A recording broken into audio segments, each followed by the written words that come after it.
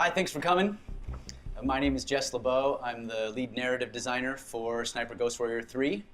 I was the original world designer for the Guild Wars series. I did some original story work for League of Legends.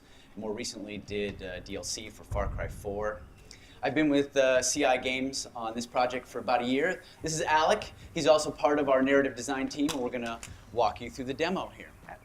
So you are an American Special Forces operative illegally behind enemy lines in the country of Georgia. The United States and NATO is fighting a proxy war against Russia through the civil war that's taking place in this country. It's an open world experience. Okay, there is a storyline that does take place in a particularly linear fashion. However, there is a lot of other open world activities and preparation that you have to do in order to be able to complete those missions, as you see. So we're now I'd say about a third of the way through the game. We've been collecting intel, doing reconnaissance. We're on our way back to our safe house to get our next mission. But as we're fond of saying, the world itself, the terrain, is an enemy in Sniper Ghost Warrior 3. So we want to make sure that we don't stumble into anything that's going to kill us. So we're going to use one of our gadgets. Alec is demonstrating the drone. When you're in the drone, you're in first person. You'll see that the mini-map doesn't have any enemies on it until you tag them. The way you tag them is to see them, either through your drone, through the scope, hacked security cameras, visualization. So you see he's got them all, added them to his mini-map. And clearly the Russians are up to this no good because they've mined this area, they don't want any incursions. Again, the terrain can kill you, it's an enemy. So to deal with that, we've given you a couple of tools. The first is what we call extreme navigation. Rappelling, parkour, climbing over fences, dealing with terrain that you might, more vertical, things that you might not necessarily be able to go over in other ways. The second is what we call scout mode. And this is you accessing your special forces training. Right? Things that you already know as an operative. You see here he's analyzing these footprints. Alec, what did you find? Careful steps, military boots, so probably there was a guy that was setting up the minefield. So now Alec has several options. He can extreme navigate his way around it, he can disarm these mines, or he can track this guy, who clearly has been the one that laid the mines, safely through the minefield. Does it disappear after a couple of times? If you do not track it, the problems or the difficulties won't appear, the mines, you will be able to go back to that. So he's also got to skirt this patrol that he saw earlier and the sniper. What you saw there was our detection meter. Stealth is obviously very important to the game. So this is our safe house. This is the crafting bench. You can craft bullets, you can craft scopes, pieces of your rifle. Alec has picked up some health kits and some body armor, and now he's going to contact JSOC and get his mission. Now, for the past few days, we've been doing reconnaissance. We know about the Russian operation here. The leader of the Russians is named General Vitkovich. JSOC says, locate him and kill him. What you're looking at here, again, open world experience. This is a local map, right? This is just the area, so this is a small section of it. This is your safe house. This is another safe house that you've unlocked, either through missions or exploration. When you unlock them, you can fast travel from one to another. Now, this isn't teleportation. Time does pass. But the conceit is, in an open world, we know that you can safely move from one safe house to the next. So here we are in another safe house. Alec is going to select some weapons for the mission with a name like Sniper. Of course, we've got a bunch of cool rifles, right? But we've also got handguns, machine guns, knives. Your drone, of course, might need to be repaired if you crash into something or it gets shot. You might upgrade it. You might have to buy a new one. You might have to retrofit it for certain tasks. So Alec's going to select a knife and a sniper rifle. If you've done crafting, that'll appear here when you assemble your rifle. And he's going to head out for the mission. As I mentioned, time has passed. We have a dynamic weather system, so now it's raining. If we come out here at a different time, it might be foggy, it might also be raining, it might be sunny. So things change. So what did you find here? It is a weird track because it appears that somebody dragged a body through here.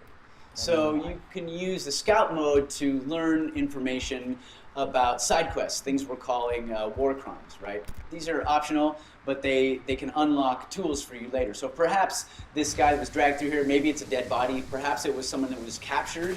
Maybe if you track them down, you find that someone's been captive, and you can release them, and maybe they'll give you a key to a tower or something that will unlock a sniping position you could use later. One of the other cool aspects of scout mode is that it can access what we call stances. So if you hold your rifle unsupported like this, it's more difficult to control, right? If you use parts of your body to control it, all sorts of different stances. So we know as a Special Forces operative that using our rifle up against this piece of terrain will give us lots of control. And Alec can use that then to search for the general, potentially take shots if he wants to as he tags all of the patrols and the enemy.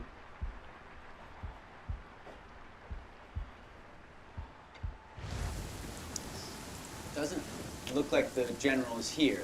So we're going to have to go deeper into their facility. What you see here is a server location that we tagged earlier in other reconnaissance. So what we're going to try and do is sneak into the center of their camp, their base, and we're going to hack into their servers, use their own security cameras to see if we can't locate the general.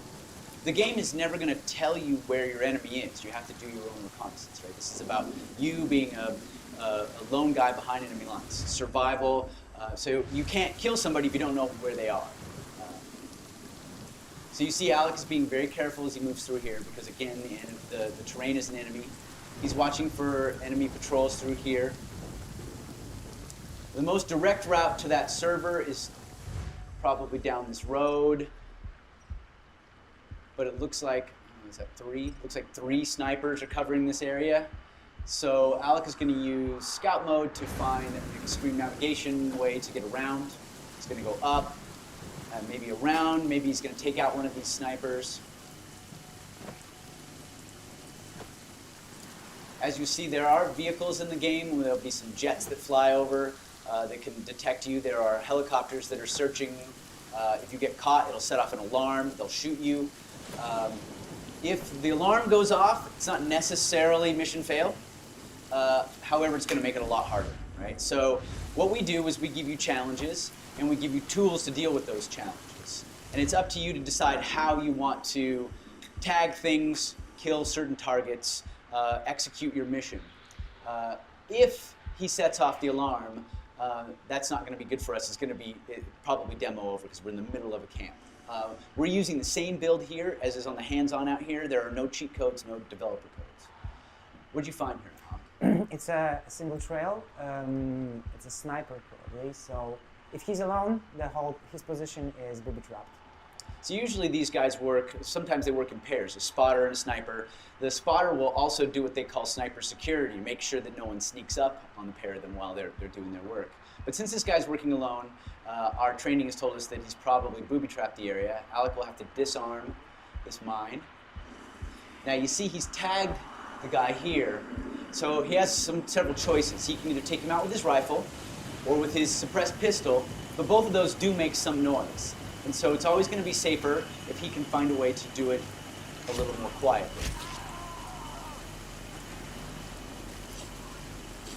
No. See, I almost got caught. Right? So now Alec has taken out one of these snipers and has opened up a corridor for him to potentially move through. Now, realism is very important to us. So you're never going to see a guard come out, put his rifle against the wall, light a cigarette. I hope nobody shoots me in the back of the head. They're all going to have duties. They're all going to have orders. They're all going to have a purpose. So in this case, there were sets of snipers that were covering every angle going into this particular camp. And Alec has now opened up one corridor. There are factions in the game. Different groups of people.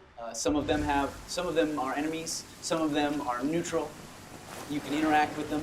In this case, what you're looking at here are Georgians. they're workers. They don't have any weapons, but that doesn't mean that if a foreign special operative pops out of the bushes with a rifle, they're not going to sound the alarm. The Russians have moved into this mining town, this old mining community. They've taken over the mine. They've forced the Georgians into working for them, and they're building a uranium enrichment processing plant in the old mine. They're doing it over the border in Georgia to avoid international detection. And this is part of why you're being ordered to assassinate this general, because you want to slow down their progress. So you see Alec can extreme navigate over those rails. It's quite close now, so you've got to be very careful. There are no levels in the game. There are no skill points that you spend. You don't level 3, level 10. You don't click, I'm going to get better at sniping. Instead, you train, similar to what you would do if you were in the Special Forces. The more you use certain caliber rifles, the more you use your knife, the more you disarm things, the better you get at those activities. We think that this adds to the realism.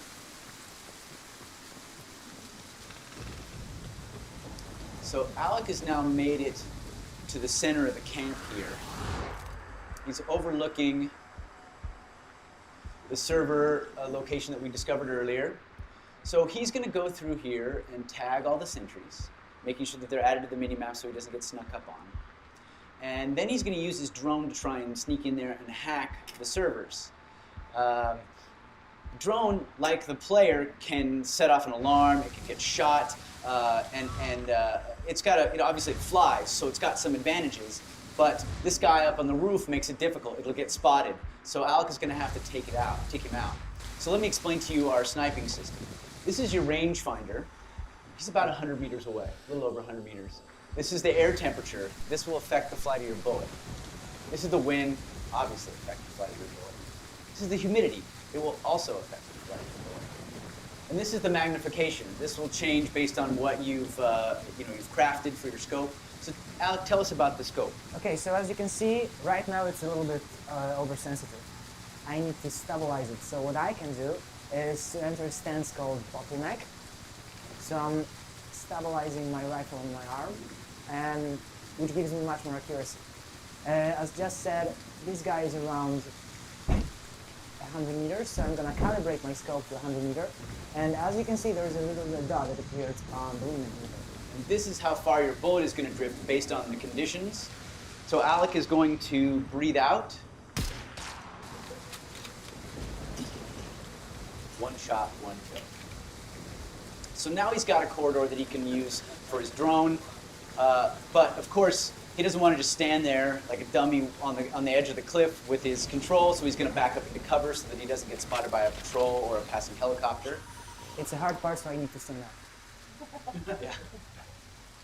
So the drone flies similar to a regular drone, right? It can drift around, you can hit things and damage it. It's quite fun, but a little bit difficult. He's got to avoid the patrol route for the helicopter. You can see there's intel that the drone can pick up for you. He's going to try and go over the top and in through the window so that he's got a straight shot down from the balcony. Movement detected.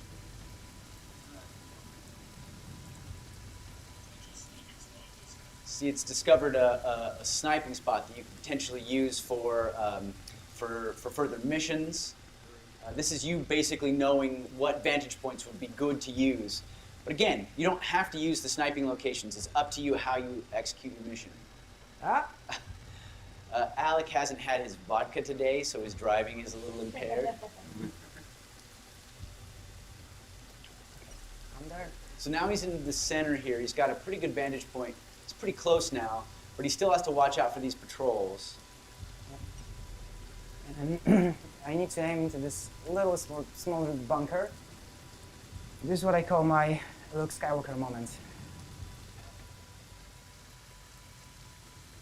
Movement detected. Oh, come on.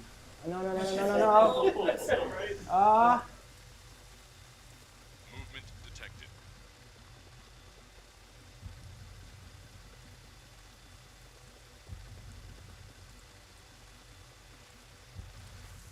Anyway, so here we are. We've got servers. This one we've hacked into is access 3 different camera networks. You can see there are 5 cameras here and 7 here.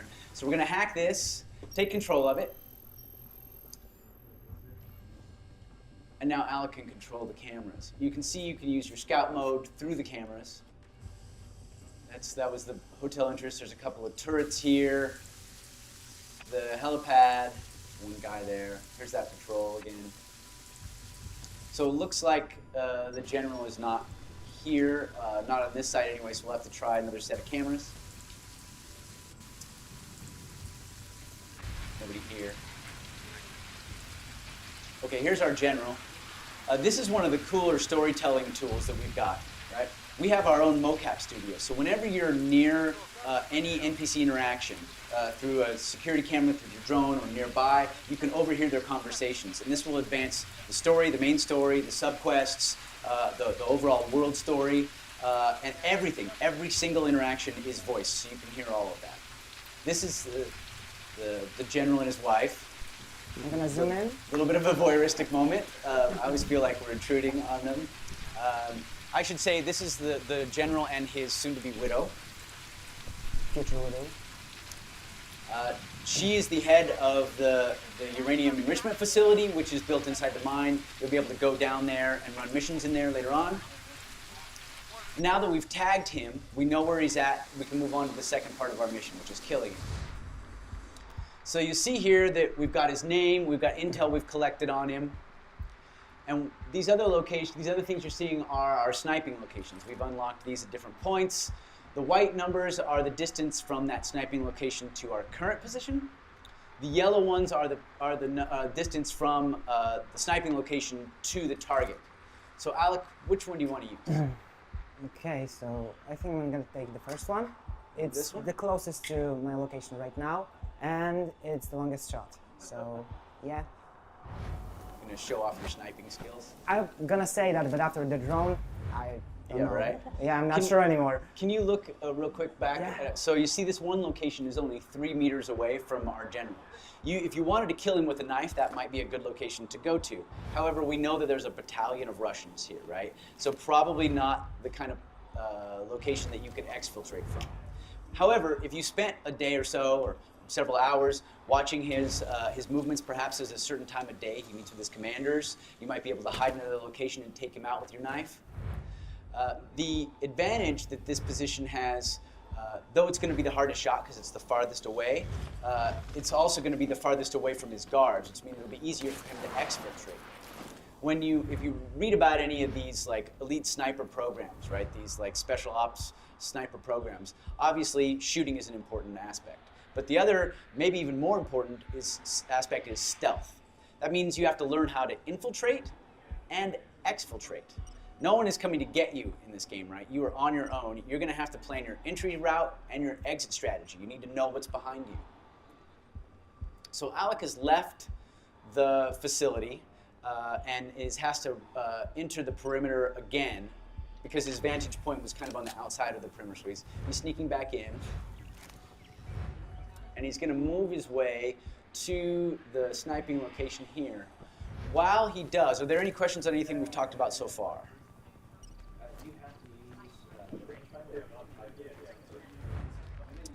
Using what? You can calculate however you'd like, yes. We're trying to make it as accurate as possible. So if you are a trained sniper, well, we do have we have an ex-sniper on our staff who is advising us on all of these things. Any other questions? Do you have to use those set sniping points to take out the target, or could you shoot them from anywhere? It's all up to you. Again, it's challenges and tools, right? So these are things from your training that you think these would be good vantage points, and there are advantages to it because you know when you're selecting them how far they are from your target, but it's really up to you.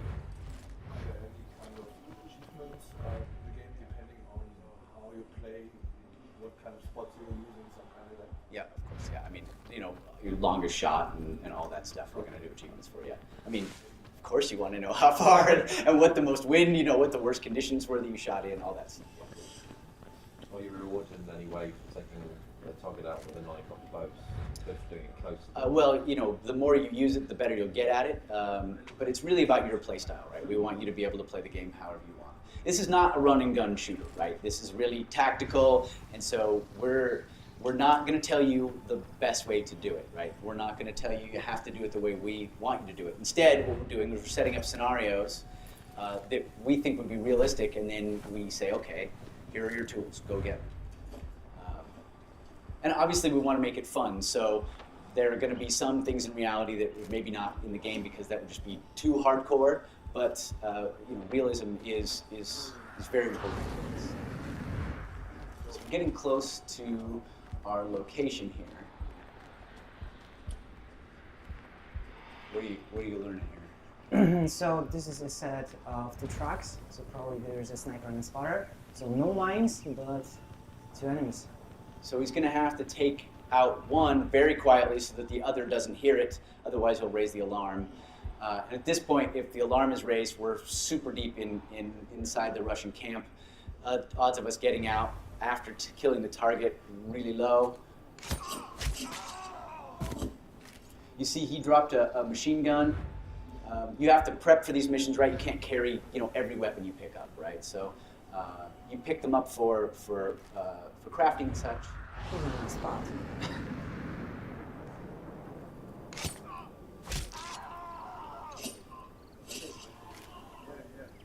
Okay, so now our spot is clear. We can get into position. You see there another stance that's suggested based on our training. This would be, but you don't have to use that stance. In fact, you'll see that Alex is going to take a different stance. So here's our guy. We spent the last few days learning about him and his movements. We hacked into their computers. We got his orders. We realized that he's unhappy about the speed that the processing plant, the enrichment facility is moving forward. They're behind schedule. And he's told them they have 3 days to get back on schedule or he's going to deal with it himself. We also know where he's going to be after today, the next couple of days. So if we wanted to try and take him out at a different location, we could do that. If perhaps we're happier, we like the city better than having to take him out in the middle of the military camp. But you can see the soldiers that have been here have been pushing, the foremen have been pushing the workers very hard because they're trying to get up on schedule. And they know the general has arrived, but they still didn't make it. They're not on time. And the general is here, and he's going to take matters into his own hands, despite the fact that we have a labor dispute.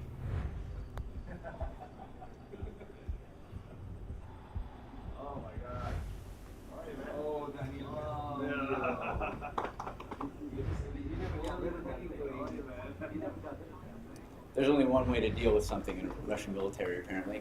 So he's not a very nice guy, so we're going to go ahead and kill him. Another shot, another kill. Now the alarm has been sounded, and Alec needs to exfiltrate. He's going to go run and get the machine gun.